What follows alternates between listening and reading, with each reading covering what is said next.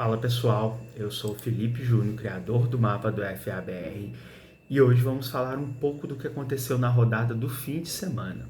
Foram 4 jogos, deveriam ter sido 5. Vamos falar um pouco do que aconteceu em cada um e do que rolou nessa quinta partida que não aconteceu e foi remarcada para este fim de semana.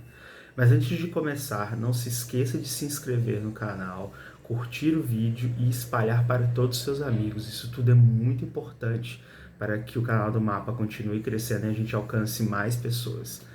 Esse vídeo deveria ter saído na segunda-feira, mas eu tive alguns problemas de gravação, erros de iniciante, e deu uma bela atrasada, mas eu acho que na semana que vem eu já vou estar com o formato mais certinho e vai sair mais próximo da rodada de fato, né? Vamos começar pela partida de sábado, a única desse dia, entre Porto Alegre Pumpkins e Canoas Bulls. A partida foi transmitida no canal da FGFA, mas os problemas técnicos atrapalharam bastante a transmissão. Mesmo com os problemas, deu para ver um pouco desse jogão, que foi o melhor da rodada, o mais disputado, com mais pontos. E o legal dessa partida é que cada quarto teve um roteiro completamente diferente. O primeiro foi totalmente dominado pelo Pumpkins, que conseguiu anotar 2 touchdowns corridos com o quarterback Nicolas do Canto e um extra point com o kicker Manuel Soares. O segundo já foi totalmente diferente. O Canoas Bulls dominou, a defesa entrou na partida, o ataque também, e o time marcou 20 pontos seguidos, sendo 2 de passes do QB mexicano Jonathan Buenrostro para o wide receiver Vitor Roden, e uma corrida do reforço internacional e 3 extra points do Vinícius Lemos. Com isso, a partida foi para o intervalo 20-13 para o Canoas Bulls. E, bom, a bronca da CT do Pumpkins deve ter sido bem grande no intervalo, porque a defesa voltou melhor, o ataque continuou na mesma levada, mas o roteiro também foi diferente dos últimos 2 quartos, porque foi dominado pelas 2 defesas. As 2 defesas não permitiram grandes avanços e grandes jogadas dos setores ofensivos de cada time. E no último quarto, a estrela, né, ali do quarterback Nicolas do Canto voltou a brilhar e o Pumpkins virou com uma corrida do QB, a terceira dele no jogo, seguida de uma conversão de 2 pontos do tight end Eduardo Salini. Assim, o jogo ficou 21-20. O Pumpkins continuou com um domínio muito grande nesse final de partida e sacramentou a vitória com o passe do Nicolas do Canto, novamente aparecendo como o grande jogador do ataque do time, para seu alvo favorito. E aqui eu já peço desculpas antecipadamente, porque eu provavelmente, quase certeza, vou errar o sobrenome do Daniel, que é o Daniel Nietiedit. É um nome bem complicado, então já me desculpa. Essa foi a 12ª vez que essa conexão aconteceu e virou um TD. Finalizando a partida 27-20 para o Porto Alegre Pumpkins. Bom, o destaque dessa partida não poderia ser outro, né? É o quarterback Nicolas do Canto, a jovem promessa ali do Rio Grande do Sul, correu para 3 touchdowns, fez um passe e também destaco a atuação do wide receiver Vitor Roden, que teve 2 recepções para touchdown, e os 2 jogadores eles estavam na lista do All-Pro da BFA Acesso de 2019 na Conferência Sul, organizado pelo mapa da FABR e FABR Network. O Nicolas do Canto foi eleito pelos coaches o melhor quarterback dessa conferência, e o Roden foi o novato do ano. Naquela temporada foi a primeira vez que ele atuou como wide receiver, né? Ele já atuava em anos anteriores como defensive back, se eu não me engano, no Juventude, no atual União. Por fim, eu acertei o meu palpite. No vídeo da semana passada eu disse que esperava uma vitória do Pumpkins, mas não esperava um placar muito elástico, que seria um placar apertado, e acertei ambos os palpites. Bom, continuando no gauchão, no domingo, União da Serra e Carlos Barbosa Chimango se enfrentaram no CT do União, em Farroupilha. Bom, a partida também teve muitos problemas técnicos na transmissão, mas deu para entender os motivos desses problemas nesse jogo. A chuva castigou e a neblina esteve presente em toda a partida, então é meio difícil você conseguir fazer uma transmissão decente com chuva e neblina, e somada a isso a qualidade de sinal na região. Então ficou muito prejudicado, mas deu para ver um pouquinho ali como que foi a partida. Bom, com condições climáticas muito adversas, vence quem erra menos. Essa é uma lógica do futebol americano. O Chimangos abriu o placar com um field goal do kicker Luiz Ongarato no primeiro quarto. Eu não consegui ver o vídeo com esse field goal porque na live já começa com 3-0, então não sei quanto tempo antes aconteceu esse field goal. E no segundo período, o Chimangos volta a pontuar, só que dessa vez após um erro do ataque do União. O time estava com as costas na parede, que foi uma consequência de um punch do Ongarato, que deixou o time ali muito próximo da sua end zone. E em uma das jogadas, o quarterback, isso aparentemente, porque ficou um pouquinho difícil de ver, o quarterback passou para o running back, a defesa conseguiu infiltrar na end zone, e o DE, Fernando Melo, conseguiu empurrar o running back adversário para fora do campo. E quando isso acontece, temos um safety, ficando o placar em 5-0 para os Chimangos. Bom, no terceiro quarto, o União conseguiu reduzir a vantagem com um field goal do kicker Diego Goulart. E esse bom posicionamento veio de um erro, de um fumble do ataque adversário, que foi recuperado pelo DE Matheus Toneta. Então, a boa parte da partida, os erros foram o que definiram o placar.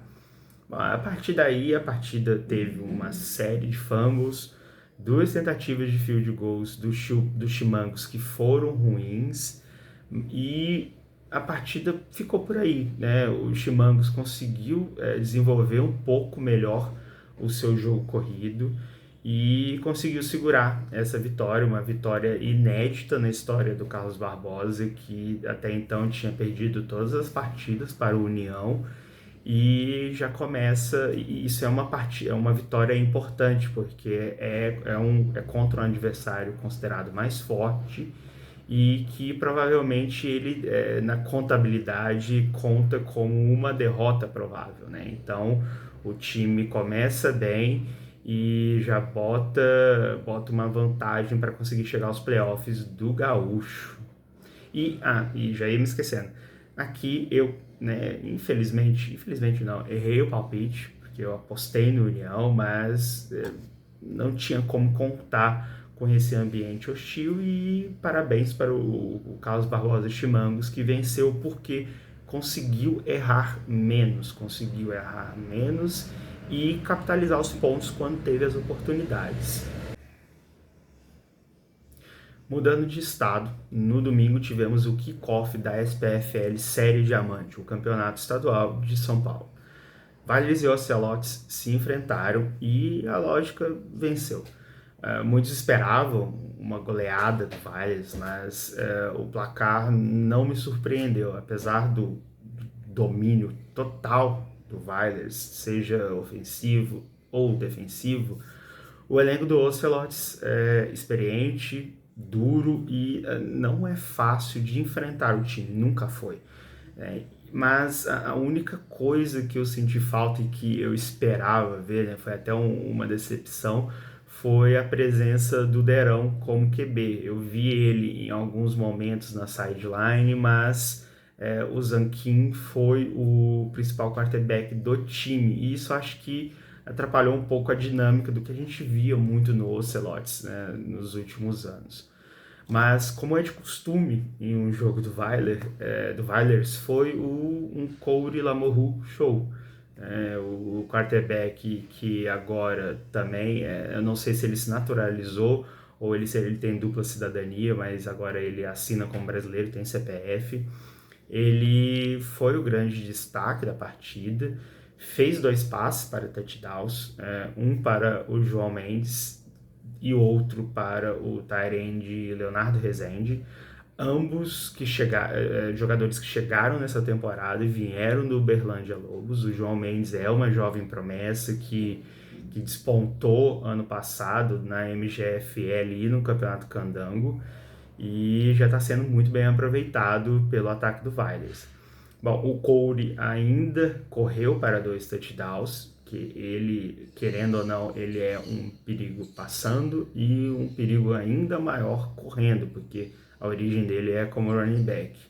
No total, ele conseguiu 181 jardas aéreas, 89 corridas e teve um rating de 121,3. Nada mal para uma estreia 2 anos depois sem jogar. É Corey sendo Corey. E aí, olhando o histórico dele, né, o Corey chegou no Weilers em 2018. Em 2018 disputou apenas a SPFL. 2019 teve SPFL e BFA Acesso, e nesse período todo, já com os touchdowns desse fim de semana, ele alcançou a marca de 42 pelo Weilers e já fez 19 passes para TDs, sendo que como quarterback ele começou em 2019, então os números deles são muito bons. Mas eu quero também destacar a estreia do wide receiver Igor Hogg, que para mim e para muitos também sempre foi um dos melhores do país nos últimos anos, principalmente em TDs recebidos, em jardas aéreas. Ele está sempre figurando ali no top 5 do país. E mesmo sem ter anotado nenhum touchdown nessa partida, ele teve uma ótima participação. Foram 3 recepções e 69 jardas. E aqui vem um comentário que é baseado na minha pesquisa lá do painel do FABR, né? E aqui eu destaco o kicker Adolfo Braga, o Ganso, que conseguiu acertar os 4 extra points que tentou na partida, e com isso chegou à marca de 97 acertos na carreira, segundo o levantamento que eu faço. Faltam alguns jogos do Weilers, assim, em alguns anos antes de 2016, mas eu acho que isso não afeta tanto os números do Adolfo. E, bom, com isso faltam 3 extra points para ele alcançar a marca de 100 chutes certos, e isso coloca ele ali num seleto grupo de 12 kickers. Ele vai ser o 13º a ultrapassarem essa marca, e ele vai estar do lado de ninguém menos que Diego Aranha, Raulin Leal do Cuiabá Arsenal, Diego Bodenberger do T-Rex, Lucas Kopp, Shaw, Buzz da Portuguesa, Victor Fialho, entre outros. Essa é uma marca que a gente vai ficar de olho no próximo jogo do Weilers, para assim que ele ultrapassar, certeza que a gente vai fazer algum conteúdo sobre isso. Bom, na defesa, vale destacar a atuação do Alexandre Martins, que liderou o time em tackles, foram 5, e do Douglas Pavani, reforço que veio do América Bulls, assim como o Igor Hogg, e foi responsável por 3 tackles. O Ocelots conseguiu um field goal, foi a única pontuação do time com o kicker Luan Bardi, e a partida terminou 28-3 para o Weilers. Bom, Ah, antes de mudar de jogo, eu quero destacar também outra coisa que é a CT do Vailers, liderada ali, principalmente pelo coach Heitor, por ter feito um ótimo trabalho de estatísticas. Assim, na segunda-feira de manhã já tinham me enviado uma prévia das estatísticas do Vailers e isso não é comum no FABR, não vai ser comum ao longo da temporada com relação a boa parte dos times, mas é uma coisa animadora. E também agradecer a comunicação do time, liderada pelo Caio Guimarães, da Tide, do Golden Boy, que forneceu todas as informações muito rapidamente. Continuando na SPFL, ainda no domingo às 2 horas da tarde, em Santos, o Tsunami enfrentou o Leme Lizards e viu o visitante dominar a partida. Bom, muito reforçado por jogadores do Tomahawk, que sempre foi um dos grandes adversários do Leme Lizards e que não vai jogar, infelizmente, a temporada de 2022. O time de Leme começou a partida com tudo. Acho que foram 5 ou 6 snaps para que o time chegasse até a red zone e só que não conseguiu o touchdown, mas conseguiu converter um field goal com o Giovanni Galina, que veio do Tomahawk. Bom, o QB do Tsunami tentou se esforçar muito. Ele tentou. Ele não dá para dizer que ele não foi insistente com a bola na mão. Ele por várias vezes recebia a bola e corria em círculos tentando algum tipo de avanço, mas no geral ele sempre voltava para o ponto de partida. E o Lizards conseguiu marcar novamente no segundo quarto, dessa vez em um passe do quarterback Gabriel de Paulo para o wide receiver Arthur Francescato, que sem o extra point a partida ficou 9-0 para o Leme Lizards. Logo na sequência, o Tsunami, logo no drive seguinte, o Tsunami conseguiu anotar o seu touchdown, né? Esboçou uma reação e foi um passe de ali que eu contabilizei, eu acho que o campo tinha 45 jardas, não deu para ver muito bem em alguns momentos. Foi um passe de 36 jardas do QB Wesley Souza para o Adriano Bueno. E foi seguido de um extra point. Felizmente eu não consegui encontrar o nome do kicker. Se alguém souber, diz aí nos comentários.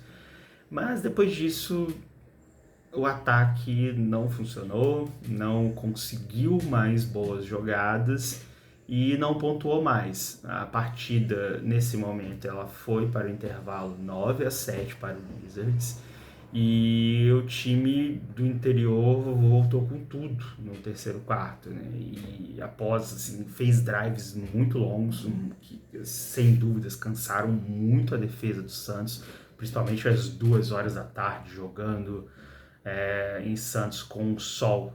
E, assim, eu estava em São Paulo nesse dia e o sol não estava muito agradável lá, então em Santos também não deveria estar muito diferente. Após um longo drive, o quarterback Gabriel de Paulo conseguiu uma corrida e anotou mais um touchdown para o Leme Lizards. No último quarto, o time voltou a ampliar a vantagem com o segundo passe do Gabriel de Paulo, dessa vez para o Michael Souza.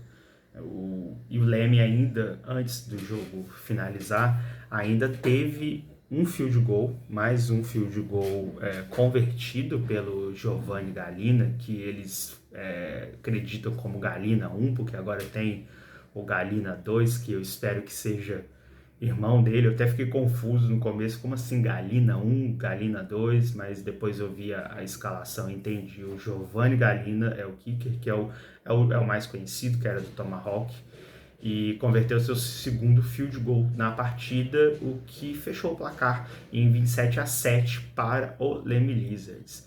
Bom, o Leme Lizards como eu disse lá no começo, se reforçou muito bem para essa temporada e soube usar os nomes que trouxe, né? O head coach Lucas Neri, que também era do Tomahawk, ele soube aproveitar bem essas novas peças e todos os pontuadores, tirando o quarterback Gabriel de Paulo, todos eles vieram do Tomahawk e chegaram no time recentemente.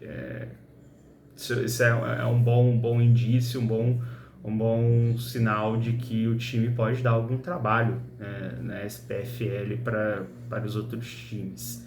Bom, e mais uma vez, aqui acertei o palpite, eu recebi alguns xingamentos de santistas falando, né, que o Santos ia impressionar, que o Santos estava diferente.